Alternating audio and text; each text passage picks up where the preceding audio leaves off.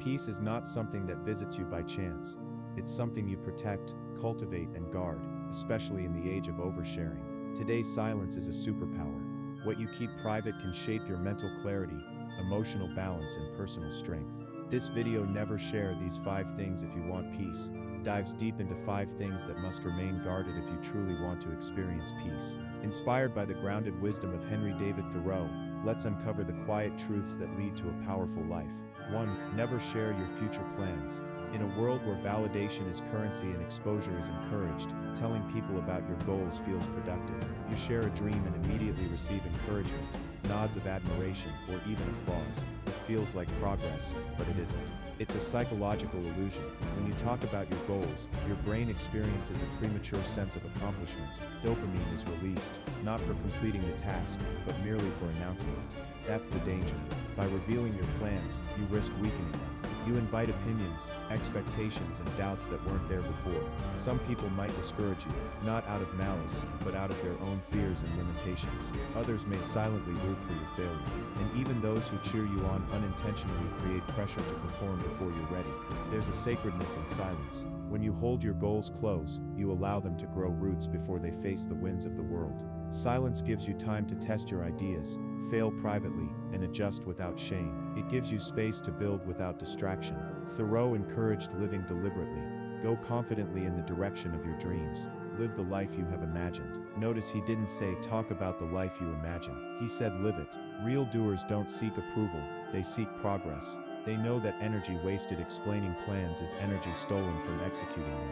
They don't advertise the foundation, they build it, brick by brick, away from the crowd. So the next time you're tempted to share your dream, ask yourself, does this need to be said, or does it need to be done? Because silence has power, and your vision deserves protection. Let your results be your voice. Let your journey be your announcement. Key 2. Never share your income and wealth. Money is emotional. It's not just numbers, it's identity, status, security, freedom, and often comparison. That's why talking about it publicly rarely leads to anything good. When you share your income or wealth, you change the lens through which others see you. You're no longer you, you're a number on a financial spectrum, and that dehumanizes you. If you earn a lot, you risk being seen as arrogant, lucky, or even undeserving. If you earn a little, you risk pity, disrespect, or judgment. Either way, you're boxed in by assumptions. But beyond how others perceive you, there's an internal cost. Sharing financial details can trigger ego, competition, or insecurity. You may begin to measure your worth in currency, not cash. The wealthiest people often live humbly, not out of secrecy, but out of wisdom. They understand that privacy is peace.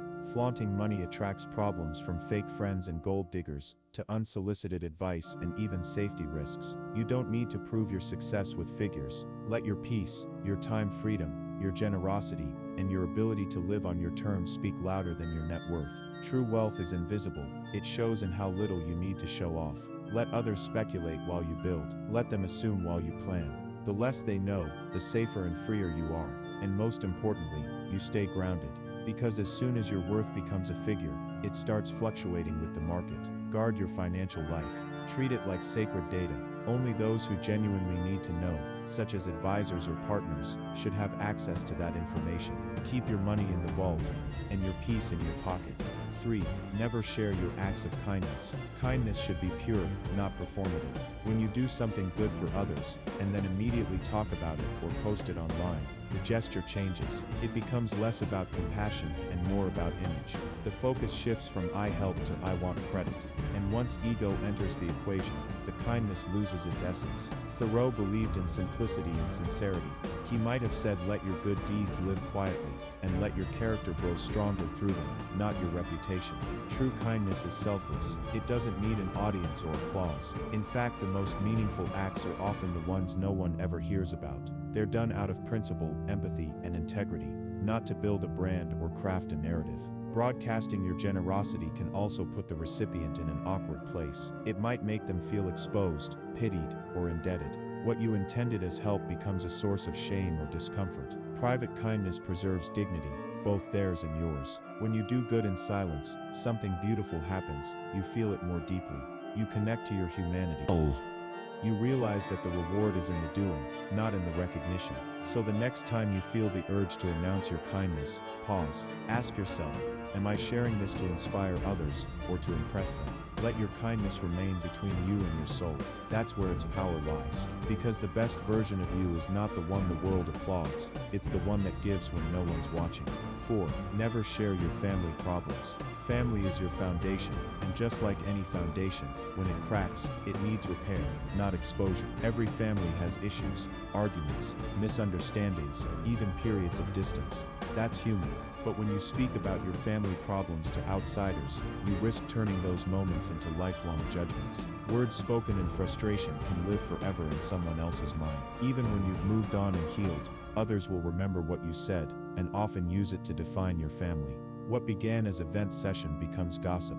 What was once private becomes public ammunition. The more you share, the more you fracture trust. You invite people into a space they don't belong, and you lose control of the narrative. Worse, you can create lasting damage in your relationships. Family bonds are fragile, protect them.